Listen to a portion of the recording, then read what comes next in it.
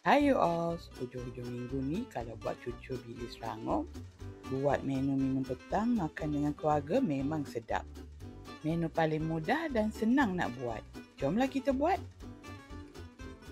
Kita masukkan semua bahan-bahan di dalam mangkuk. Tepung gandum tu Kak Eli guna 2 ke 3 cawan je. Tapi kalau rasa bahan lain tu banyak sangat, boleh tambah sikit.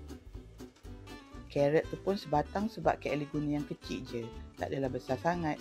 Dah masuk semua bahan termasuk garam dan serbuk perasa, kacau sebati. Untuk jadikan adunan ni, Kak Eli letak air panas, bukan air sejuk. Masukkan sedikit demi sedikit. Biarkan air panas tu rata dalam mangkuk sama bahan-bahan lain. Jadi teksturnya macam ni, boleh sejukkan sekejap. Panaskan minyak, bolehlah mula menggoreng. Kak Eli jemput pakai tangan je. Kalau nak pakai sudu pun boleh. Kalau pakai tangan, jangan lupa basuh bersih-bersih. Goreng guna api sederhana, balik-balikkan ia. Dah keperangan macam ni, dah garing, bolehlah angkat. Cucu bilis macam ni makan panas-panas memang sedap. Ada pula sos Thai ataupun sos cili pun dah okey. Dah siap cucu bilis rangup kita. Tengok tu, garing kat luar, lembut kat dalam. Hayo Os, kalau petang ni dapat makan cucu jagung, tambah pula udang, memang mantap lah. Goreng pula garing-garing, cicah dengan sos. Tahu-tahu sepinggan licin. Jomlah kita buat. Bahan utama mestilah jagung. Tapi Kak Eli guna yang jagung segera tu je. Kalau ada jagung tongkol lagi sedap. Lepas tu letaklah bahan-bahan lain. Jangan lupa letak daun kucai. Ada daun kucai ni lagi sedap cucur jagung kita. Dah masukkan semua, boleh gaul dulu sebati. Kemudian masukkan tepung gandum. Kak Eli guna 2 cawan je tepung gandum, tak perlu banyak. Lepas tu bolehlah masukkan gula, garam dan serbuk perasa. Gaul lagi sebati, dah jadi macam ni, boleh masukkan air. Air tu Kak Eli guna air sejuk yang dalam peti ais tu. Guna air sejuk yang dalam peti tu boleh buatkan cucu kita lagi rangup dan sedap. Anda kat rumah bolehlah cuba juga nanti. Gaul sebati semua bahan dah jadi macam ni, bolehlah kita goreng. Minyak tu biar betul-betul panas dulu baru masukkan adunan. Api pula jangan besar sangat, yang sederhana je. Dah garing, boleh terbalik-terbalikkan dia. Nak garing macam mana, ikutlah cita rasa masing-masing. Kak Eli suka yang garing-garing, baru sedap makan. Keruk-kerak bunyinya. Macam ni, dah boleh angkat. Dah siaplah kita punya cucur jagung dengan udang. Memang sedap, rugi tak cuba. Cucur macam ni memang mudah nak buat. Kalau ada bahan, ada pula tetamu tiba-tiba nak datang, bolehlah terus buat. Dah siap dah cucur jagung ni, Kak Eli dah tak sabar nak makan. Anda kat rumah boleh cuba nanti. Hei Muaz, durian dah berbunga. Berlagu moh kita buat cucunya. Kenalah. Okey, Kak Ri, kita dah buat apa, Kak? Okey, dah tadi kau cakap cucur durian. Kita buat cucur durian lah. Saja Kak menyanyi-nanya. Ini bahan-bahan dia, Kak? Bahan-bahan dia sama je. Cuma kita letak durian dan juga santan sikit akak letak. Lainlah sikit kan. Lain. Maksudnya cucur sama je, yang Cucur bahan sama lain je, cuma bahan tambah lain. santan dengan durian. Santan dengan durian. Santan pun tak banyak pun, 100 ml je akak letak. Lepas tu kita kacau-kacau lah sebati. Akak guna air suam.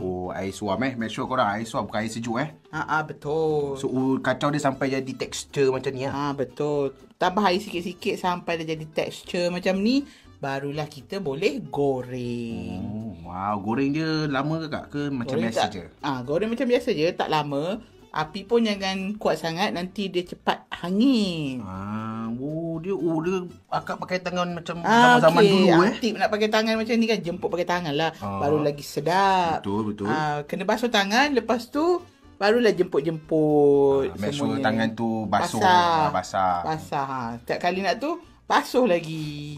Walaupun tangan tu bertepung, basuh balik, lepas tu jemput lagi macam tu lah. Ya, begitu.